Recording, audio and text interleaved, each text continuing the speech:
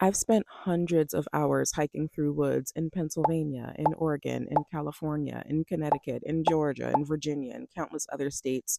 And throughout all of that hiking, there are certain lessons that continue to emerge time and time again. And these are lessons that I'll continue to carry with me for the rest of my life through hard life decisions or turning points. If I'm overcome by fear, if I'm working through insecurities, I think there's an endless amount of truths that we can find through nature and through the laws that govern nature and therefore govern us if we take the time to notice them and embrace them. And so, yeah, that's what we're going to talk about today. I'm going to take you through 5 main lessons that continue to emerge that you can carry them with you too. So, the very first lesson is that though the journey may be tough, there will always be provisions along the way. Whenever I go on multi day or just like 6 hour hiking journeys, I take a couple snacks, nothing crazy heavy, something light, some water. I try to not travel with too much baggage. That's not on this list, but but that's another truth that I encourage you all to embrace. So yeah, like as I'm hiking up a particularly difficult trail, maybe I'm taking more breaks on that trail than I normally would on a more moderate one. And maybe I'm eating all of my snacks earlier in the journey, leaving none for the second half and the return trip, right? The first way that this could show up is just wild pick me ups. If I need something that's a little effervescent or a little bit zesty, I can look at my surroundings and see all of the offerings that are on my plate. So one of those things could be birch bark. Folks, it has that wintergreen sort of taste to it. Folks use it to like brush their teeth if they're camping. And so, yeah, I could go shave off a little bit of the birch bark and just rub it around in my mouth. And it gives me a little pep in my step, it like wakes me up a little bit. And it just makes me so happy that I am so held and cared for as I'm going through this journey. Another thing could be, yeah, wild blackberries, some sugar, and some anthocyanins. It could be narrow leaf bittercress. I'll try to see if I can put up some videos here too, but narrow leaf bittercress is in the mustard family, so it's very zesty like arugula. You can eat it raw. I love making salads with narrow leaf bittercress and dandelion leaves and nettle. And so, yeah, if I find some narrow leaf bittercress, it has that really bright mustard green flavor. And I will just nibble on it, and it gives me a lot of nutrients. If it's a raw wild veggie that's like braving all of the adversity that's coming its way, that is going to transfer into your body versus like, lettuce that was grown in a factory somewhere. Or yeah, just like things to make for tea if I have like that sort of camping gear with me. So if I come across a meadow and I find, I don't know, like nettles or yarrow or dandelion root, I can really make a great tea mix. Right there, blueberry leaves or blackberry leaves, just throw it all in there, extract all of that goodness, and drink it. And I feel like this life lesson is so huge because if you were going through something, or if we're moving away from something, or if we are charting new territories and new paths, there's this vulnerability that we do that with, and it could just seem so impossible at times. You could be so tired at times. And yet, there will always be these silver linings of people that will cross your path to help you. There will always be like bursts of goodness just because you're allowing yourself to be seen in doing the thing. There will always be places to rest and recuperate yourself to get the energy to keep going. There will always be sharpening that occurs in order to refine your vision all the more. There will always be silver linings no matter what path that we're on, if it's particularly tough, especially. That really motivates me to keep going and to keep trudging through and to keep climbing, keep moving forward, because what we need will find us at the right times. And we're surrounded by an environment that will give us provisions only if we continue taking those steps. And the second lesson is related to that one because it allows you to know what those provisions are when they come your way, and to appreciate them all the more. The second lesson is slowing down is the only way to notice your surroundings. Don't you know sometimes when you're in the car and you're in the driver's seat typically, and tunnel vision, you're headed to the store, you're headed to the doctor's office, you're headed wherever you're going. But on that same exact route that you've taken so many times and you're in the passenger seat, you're sitting there asking yourself, like, has that store, has that landmark, has this always been there? I have never seen that before. Same thing if you're hiking and you are on this trail that maybe you love, maybe you exercise on this trail and you typically bike on this trail or you typically like run on this trail. But if you are walking on that same trail, it allows you to ingest and to just see more, because you are not so focused on one thing instead of enjoying the walk and enjoying the space to its more to its fullness. Similarly, if I wouldn't take the time to like understand what plants are, understand what they look like in the shade versus in the full sun. Dandelion leaves, I'll try to put a picture up here too. Dandelion leaves can look like wild lettuce, like if they're in the sun because they don't need as much surface area to get the same amount of nutrients and photosynthesize from the sun as they would in the shade. If you're in the shade, you have to increase your surface area so you can get more sun and produce the same amount of food in order to live, right? And so just those minute differences of learning the plants, learning their role in the ecosystem, learning their utility to critters in the ecosystem and me, therefore, allows me to understand that when I see XYZ thing, oh, this has this utilization or this role, or that is a bioindicator that I am close to a riparian area. So therefore I can go and maybe find some dying elm trees and I can maybe find some morels and cook them up later. Like unless you slow down, there won't be any of that around you. And I'm in this transition, I've said in my other videos, of leaving America and moving to Spain in a couple of months, like a couple of short months. And there's so many anxieties that arise with that, because my identity has circled around my career for so long. I've had this behavior of perfectionism and hyper independence for so long, and I'm not forcing myself to get any answers from anything other than taking one step at a time per day. That comes with a lot of fear. Yeah, a lot of anxiety. And if my mind is so focused on getting the next thing done or just getting to Spain and just only focused on one thing, then that does not allow me to feel and really fully experience everything that comes along with it and all the opportunities for growth and for peace and for, yeah, appreciation and for transformation that comes along with this journey. And so not focusing on the end goal so much, but the walk and the steps that you take in getting there. This third lesson is one that I've talked about twice in other videos, so I'll keep it brief. But essentially, this third lesson is what appears to be an obstacle from afar is actually so surmountable when you get up close. Very briefly, oh my gosh, if you're a subscriber, one of our 31 subscribers, thank you guys so much. And you've heard this, bear with me. Say I'm looking for morel mushrooms. And I know in Pennsylvania, at least, I have a great probability of finding them under elm trees and tulip poplar. And if I'm looking in the springtime in the distance and I see this dead or dying tree that I can't identify, I don't know if it's an oak, I don't know if it's a maple, I don't know if it's this or that, I have to get up close in order to see its bark. I have to get up close to see its branching structure, its canopy. And from afar, it looks like, oh man, in order to get to that tree, I'm going to have to do X, Y, Z, contort myself, bend, dip, da, da, da, da, da, da. Maybe I'm tired and I don't feel like doing that. But then maybe I actually do take that trek up to that tree and see that, wow, all I had to do was step over this log and dip through this Japanese knotweed, and I'm actually here. The part that I didn't share in the other videos is that when you do that, maybe you won't find anything. Maybe you won't find anything. Also, maybe you'll find your new honey spot. You won't know until you go see what's up. All right, let me not be so Philly right now. Sorry. Unless you go see what the actual obstacle is, because it might be so much more doable than what you are construing in your mind or what it seems like from afar. Go closer to it to see what you actually have to do.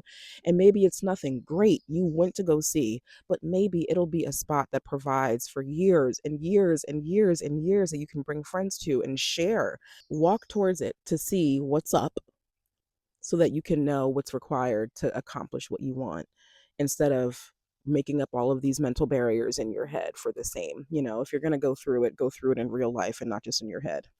That's a lesson for me as well.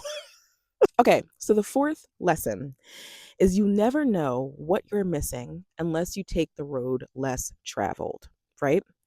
A lot of times, if I'm in a new forest that I've never been in before, I stick to the main trail. And I maybe walk that trail a couple times a day, a couple times a week for depending on how long I'm in the area. And eventually I come to see a side trail, maybe that was designated for humans, or I see a deer trail. Love those deer trails. And sometimes this fear overtakes me because, sometimes having a little healthy fear in the woods is good because it can save lives. But sometimes this fear comes over me of like going into these side trails because I don't know what could find me or what I can find, what I'll encounter if I need to take an escape. If I see I was about to say a man instead of a bear, but like another video. If I see somebody who looks a little unsafe, like I won't know the escape routes as well as I know from other trails. Da, da, da, da. I go through all of this in my mind, which is good to do. I'm not saying that that's not true, but also sometimes holding that fear and moving forward is a lesson, that we all learn in our lives. But I realize in those moments, I will not know the answers to any of these questions unless I walk down this less traveled path that has been carved by deer. you know I won't know anything about the topography, any about the species composition. I won't know anything about like escape routes if I ever have to escape them. I won't know about the flora and the fauna that are in the area, as I love to do this like ecological mapping in all the places that I go. I won't have the answers to any of that. And if I do start down this path and I have this sense, I listen to that sense and I turn back around. Feel me? But if I take steps and I'm feeling good, I'm going to take some more. And I'm going to take some more and I'm going to take some more. And those journeys are the most fruitful because they're not as like, trashed by by visitors, or there's no bikers like whizzing by me. I'm able to just go unseen, which is, I love feeling like I'm held by the forest. It's so beautiful. And I'm able to just do my thing, maybe sit down, take a nap, have a snack, like make something over a little campfire. Those are always the most fun journeys. That's another lesson because I really don't like listening to videos where it says 10 things like foreigners hate about Spain, or like 10 places you shouldn't go in Thailand, or like, this is my experience here. That's all cool. But at the same time, you have to go experience for yourself. What is the experience going to be for you? Things are so over and sensationalized, and I'm sort of likening this to the main trail. It's like if everybody is taking this course and listening to the same voices and shaping their perception of what the reality will be based off of others, and they don't take their own side trail and create their own adventures and don't project other people's thoughts on their experiences, you will not know what you're missing. Because if you're listening to others all the time, what's left for you? You feel me? Okay. The last lesson is that diversity brings strength and value. I've talked about this a couple times in my previous videos, but my farm here, there's 16 acres, and about, I don't know, 8 acres, 7 of them are forested. Almost every single tree that you see behind me is a black cherry. I am developing and continuing to implement this forest management plan to really drastically boost the biodiversity in this place. So sometimes I take like a 14 by 14 square segment anywhere and count how many different species there are. It's a way to develop biodiversity indexes in different areas of the property, right? And so whenever I do that, the only tree species is black cherry. Maybe there's a red maple over here. Maybe there's a white oak over there, but like black cherry, baby. We know that monocultures are not it. Why? Because if a storm event, comes by, or a pest comes and wipes out and really specifically loves, I don't know, green beans, then all of your green beans will be gone. There's no competitor that you've invited in your farming system to fight off this pest. And if all of your eggs are in the green bean basket, well, you lost.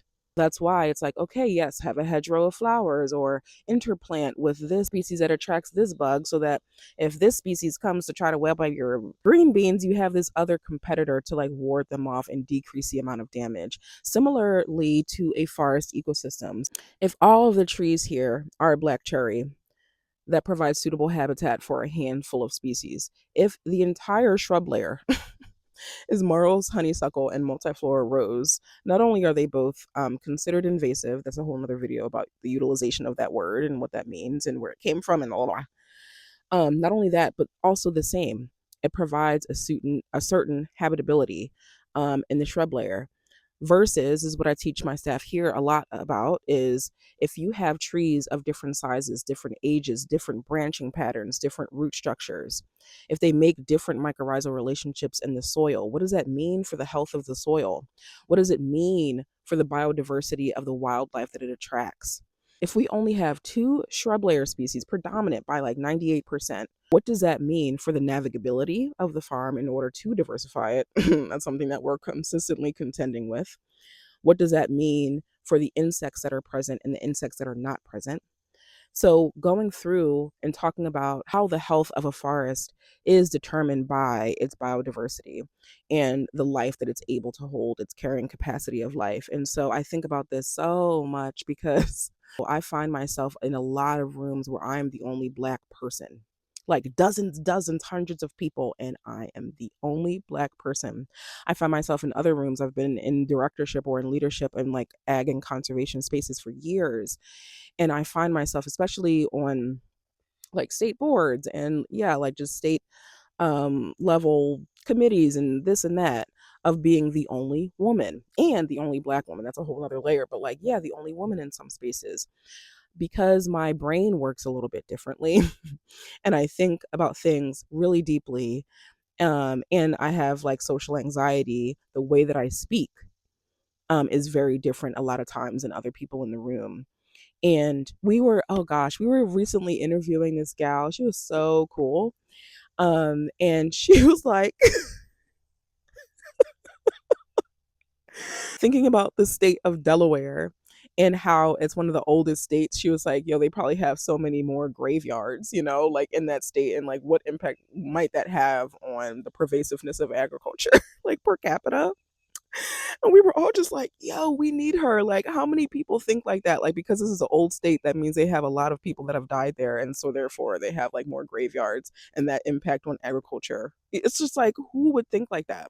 We need that. That adds so much value in rooms where everybody just thinks the same thing. Everybody has the same resources. Everybody has similar experiences and upbringings, and the value that diversity brings to rooms. I'm thinking about this lesson quite a bit because I am about to be in a completely different environment. I am from Philly. Most people look like me. Most people like talk like me. They've had, especially in my neighborhood, the same upbringings as me. And I'm always placing myself in scenarios where that relatability just isn't there. And I'm continuing to do that, but now in the context of overseas. And yeah, scary, lots of fear, lots of excitement, and I'm ready at the same time. But then I remember that there's value to being present in spaces that make you feel uncomfortable, where everybody is not like you, and that might actually be embraced by your people, and it will be. And not always excluding myself because of my differences, but remembering the value that diversity brings to ecosystems, to farming systems, and to human society. So I really hope that this was interesting to you, that you can take some of these lessons with you, and also to just spend more time outside. I so encourage everybody to go outside. Again, because the rules that govern nature govern us as well, because we're part of nature. We are not separate from nature. And so there's so much to learn, and it's an endless abyss of what we can extract from the systems that we see all around us. So thanks for listening, everybody. I will see you tomorrow in the next video in this daily YouTube posting journey. All right, see ya.